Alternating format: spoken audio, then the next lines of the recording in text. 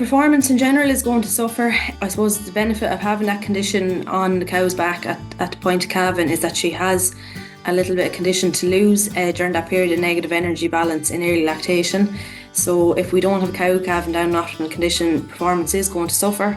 And I suppose if she loses too much condition during that period as well, infertility is a big risk as well. So we need cows that are going to last in the system and perform well. So if we're pinching them now over the next few weeks, it's going to cost us next year.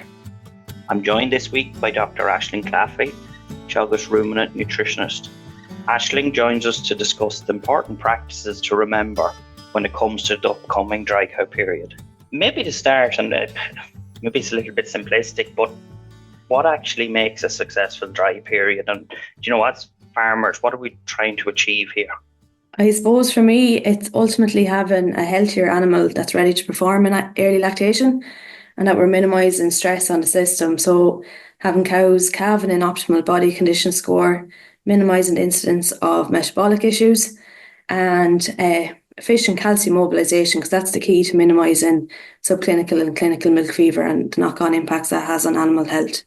We're talking here now in November 2024. If we rewound maybe 12 months, the tendency mightn't have been there maybe to continue to milk on, get a little bit more milk. Obviously, the weather has been good this back end compared to last. Cows are milking better than they were. There is that tendency there now, Aisling, probably to take as much milk as they possibly can now over the coming weeks. What would you say to farmers with that regard? Yeah, so I suppose we don't want to be robbing Peter to pay Paul, and I suppose what we'll get out of the cows this time of year could cost you next spring. So we need to be monitoring body condition score. Ideally, we're looking at an 8-week dry period for mature cows that are on target. And I suppose minding those first lactation animals in particular, that we're giving them sufficient dry period to recover, so 10 to 12 weeks. So we want appropriate body condition score again, and it gives that animal a chance to repair other tissue. And I suppose another thing that shouldn't be overlooked is the importance of colostrum production, and that takes a good month to kick in advance of calving, so that can't be overlooked because it's the foundation of a healthy calf as well next spring. So it's something that can't be skimped on. Yeah, and is that, you speak about that 8 weeks for mature cows, then what are you talking about then for first lactation animals? Yeah, so ideally a minimum of 10 weeks, so 10 to 12 weeks. And I suppose if there's cows there that are under condition at the moment that you haven't done anything about, maybe giving them that same opportunity as well to give them a chance to get condition on their backs again. I even hear farmers out in the ground, some people are saying, 8 weeks and they set it on their software or whatever on their phones. In theory, some of these cows are maybe calving, do you know what I mean? 5, 6, 7 days, 10 days before due date in some cases. So that's really a minimum figure, Aisling, is it? Yeah, it really is. Yeah, you want to be mindful of that. Yeah, so I suppose now's a good opportunity to maybe the evenings or dark sit down, so even go through those scanning dates again and pick out those tin cows that are in the system potentially and go through your milk recording as well and put the whole thing together and start picking out what needs to be dried off early, tin cows and heifers really in the next week or so, and then start putting a plan in place for grouping cows throughout December for coming out of the system. Yeah. You mentioned there about robbing Peter to pay Paul. Do you have any figures in terms of for that cow that maybe is milked on, doesn't get the appropriate dry period, maybe calves in a little bit later than you'd like her to, what can that cost in subsequent lactation? Yeah, well, I suppose milk performance in general is going to suffer. I suppose the benefit of having that condition on the cow's back at the point of calving is that she has a little bit of condition to lose during that period of negative energy balance in early lactation. So if we don't have a cow calving down in optimal condition, performance is going to suffer. And I suppose if she loses too much condition during that period as well, infertility is a big risk as well. So we need cows that are going to last in the system and perform well. So if we're pinching them now over the next few weeks, it's going to cost us next year. Yeah, you could be grabbing maybe 80 or 100 litres here and all of a sudden very quickly lose 300 or 400 litres next spring and put the cows under undue pressure. You spoke there about body condition, I suppose. What is the target body condition at calving? What sort of target body condition are we looking for the cows to calve down at? Yeah, so ideally look around that 3.25. But I suppose the big thing is we don't want a cow exceeding 3.5 really, because that increases her risk of metabolic issues and milk fever. So trying to get to that sweet spot, 3.25. And I suppose then that gives her the opportunity to lose about half condition score in early lactation, but still be on target for breeding at 2.75 a minute. Very good. The dietary requirements then maybe to meet that from a dry cow perspective, what are they? Yeah, so look, ideally what a cow needs during that period is about 9 UFL, and that's kind of allowing her to put on at least a quarter of a condition during that period. So like if we take that as a typical dry cow, it's eating 12 kilos of dry matter of 68 DMD silage, and that should meet her protein requirements as well. She wants about 700 grams of PDI.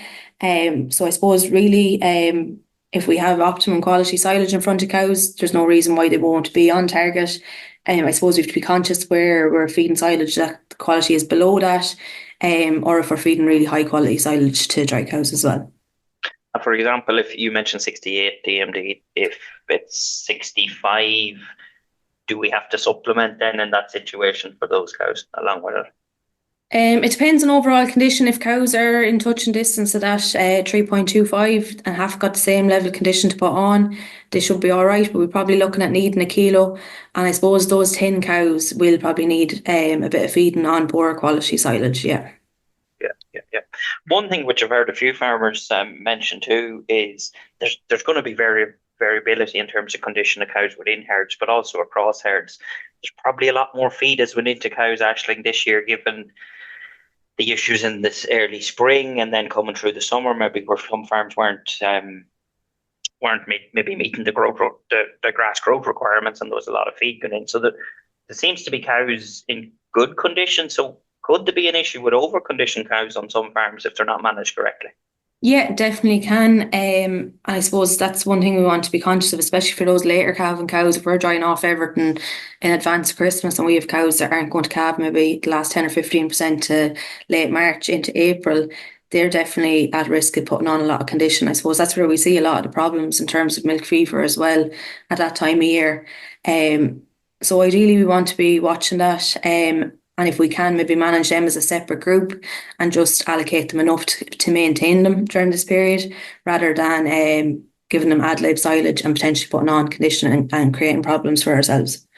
Yeah.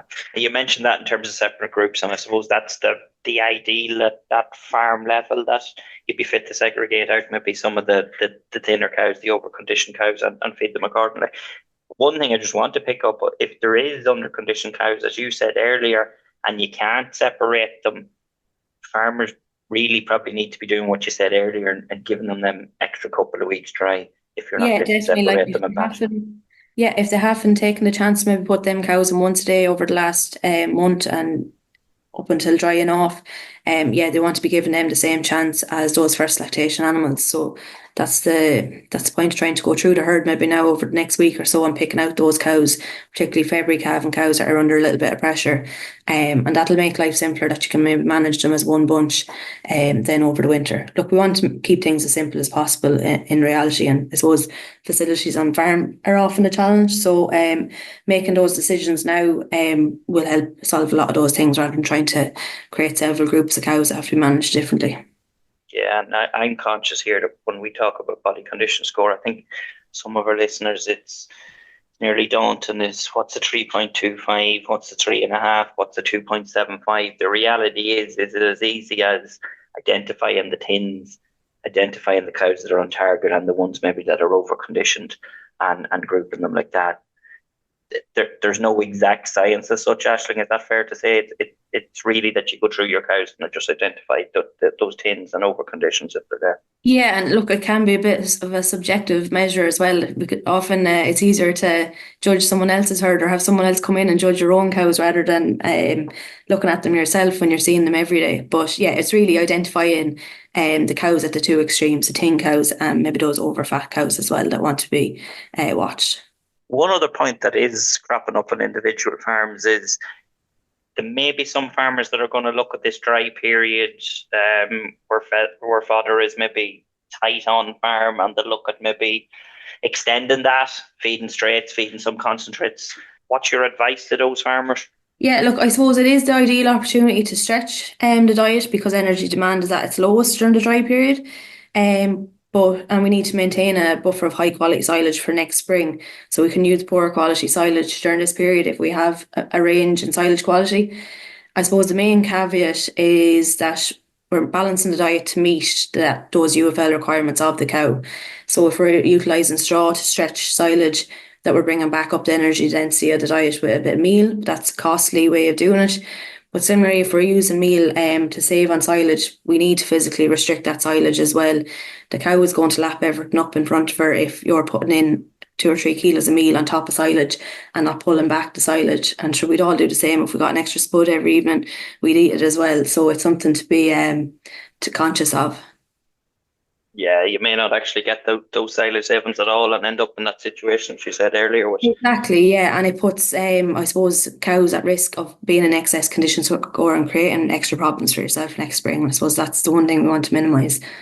you mentioned it earlier in terms of the milk fever. It's the bugbear of farmers in the spring, and can cause a lot of issues if we don't get this right.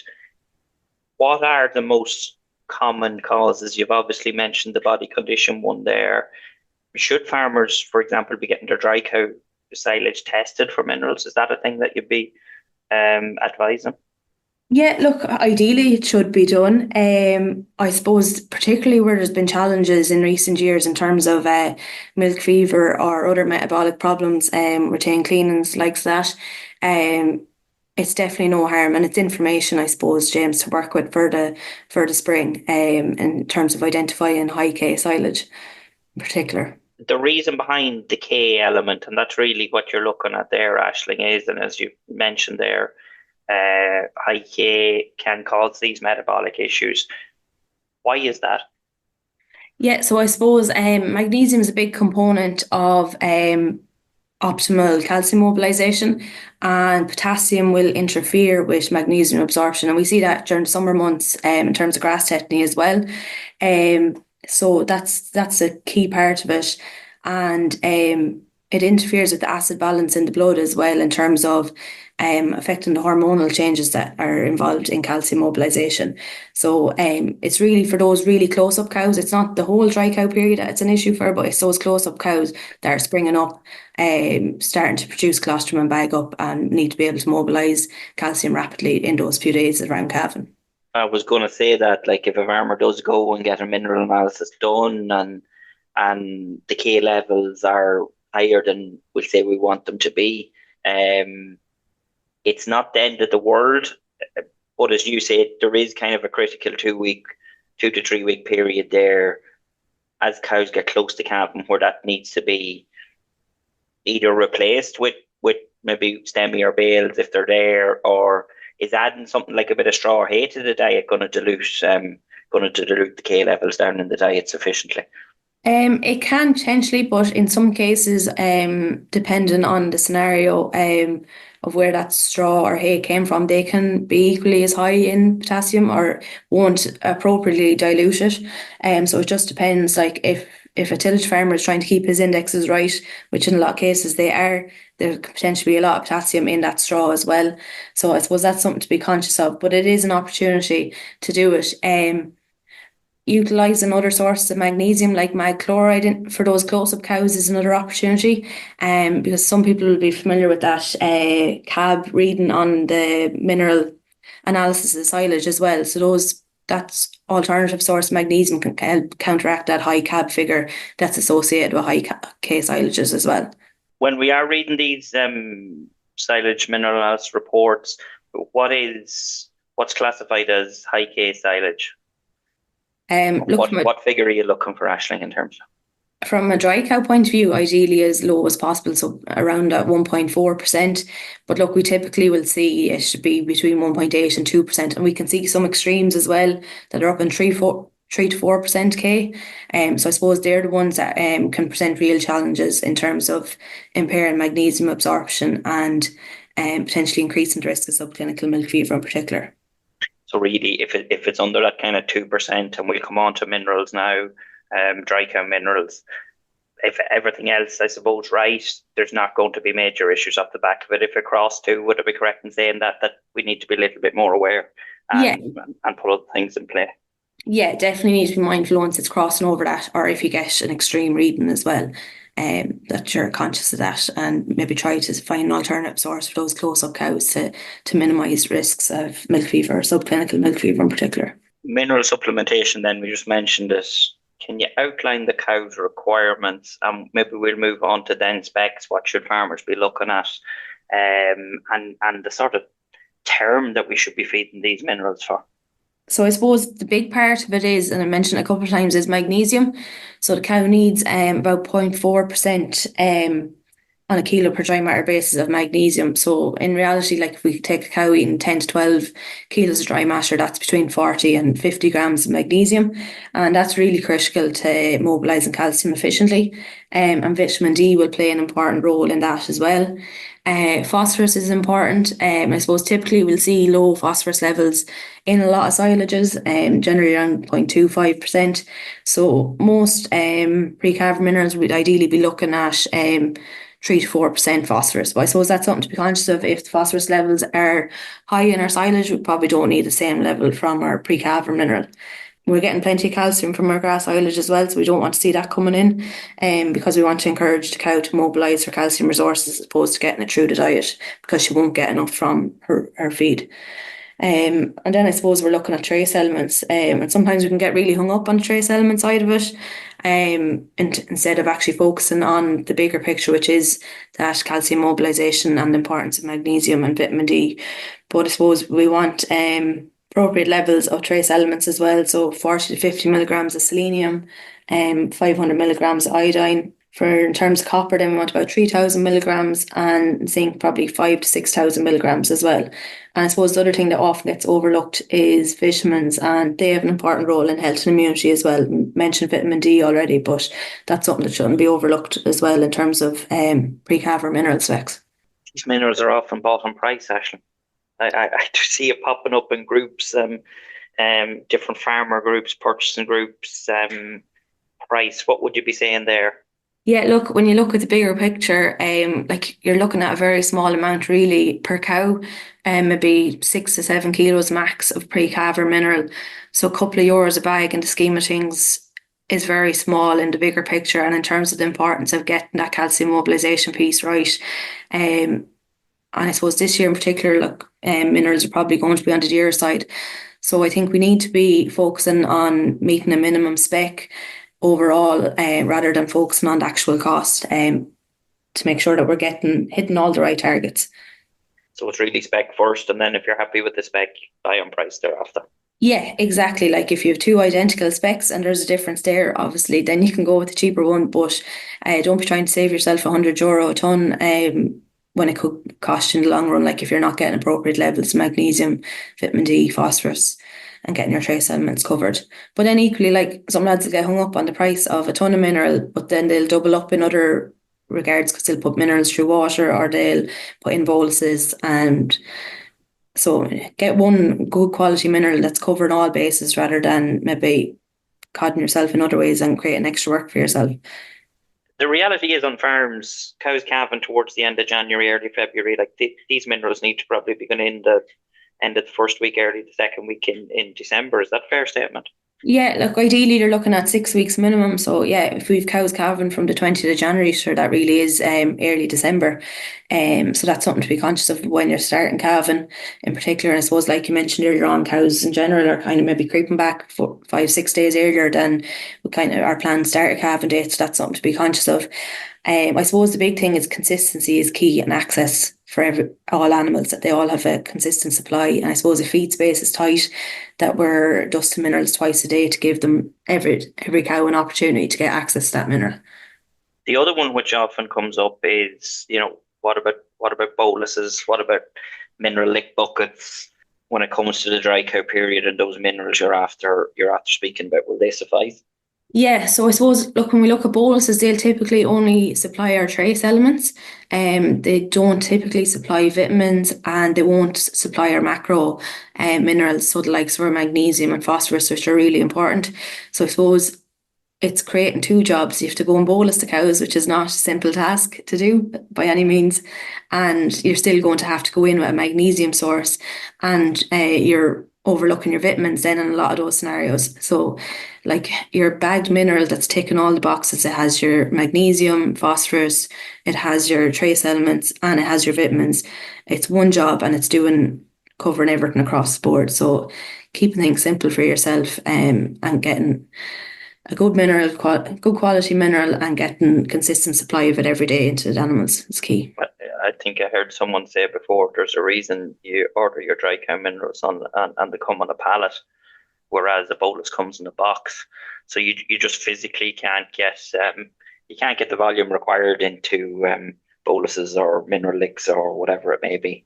No, and then with the likes of your mineral licks as well, like it's there in the shed, but you probably have an individual cow that'll stand all day enjoying it, and then other cows that haven't got the same opportunity to access it. So ideally, we'll have adequate feed space for everything to get access to dusted minerals, and if we don't, do it twice a day. Like we need to be going through cows, particularly in those last few weeks before calving. So it's only takes an extra minute or two to run across the silage, and dust it with minerals. It's fair to say, actually, when we and does crop up where there's issues on farms, a lot of the time it's these basic things that you've spoke about that maybe have fallen by the wayside. And we understand it's been a difficult period, difficult 18 months, and you dry the cows off, and it's just maybe not to let those things slip in terms of, as you say, managing body condition score, making sure you have a good mineral spec, feeding it for that minimum 6 weeks. And then another one, which I often see maybe crops up at farm, is maybe it's 120 gram feeding rate, but when you actually calculate it out, they're only getting 80 grams of it. Or if it's 150 grams, they might only be getting 100. So just making sure that there's the right quantity being fed as well is important. Yeah, I think that's the thing. Maybe day one, sit down with a scales and a bucket that you're going to use consistently for your minerals, and maybe draw a line where, like, if you have 100 cows, I need 12 kilos if it is for the day, and mark out that line, and that you know that it's as simple as, even if it's a young lad coming in on the weekend, it's maybe doing a bit of milking for you, it's as simple as showing him, right, that's exactly what they need, and it's spread evenly across the silage. So keep things as simple as possible, but like that, double check those things at the start of the year, and that you're supplying enough every day. We might leave it at that. Just one thing I do want to mention, Aisling, before we wrap up, and I know you're involved in one of the workshops. The National Dairy Conference, folks, is on the 27th of November in Limerick Racecourse. A good practical lineup on the day. So if you haven't seen or heard about it already, do check it out on the Teagasc website. There's a full agenda there. Morning session, looking at grazing and the importance of it in our systems. A very practical session on what you can actually do to improve water quality on your own farm. And then, Aisling, there's a number of workshops which you're involved in, a nutritional one and making sure cows are fed properly in that spring period. So there's 6 there to pick from, folks, where you can actually pick in a 10 tree of your choice. So as I say, if you haven't checked it out, do check it out on the Teagasc website, Wednesday the 27th of November in Limerick Racecourse. So look, that's it for this week's episode of the Dairy Edge podcast. My thanks to Dr. Aisling Claffey for joining me on this week's show. If you have any questions about this week's episode or have suggested topics you'd like discussed on the podcast, please do send them to us at the email address dairyedge.podcast@teagasc.ie. Don't forget to rate, review and subscribe to the podcast. You can listen on Apple, Spotify or wherever you get your podcasts. And for more information, go to the Teagasc website at teagasc.ie. I'm James Dunne, and join us next time for your Dairy Edge.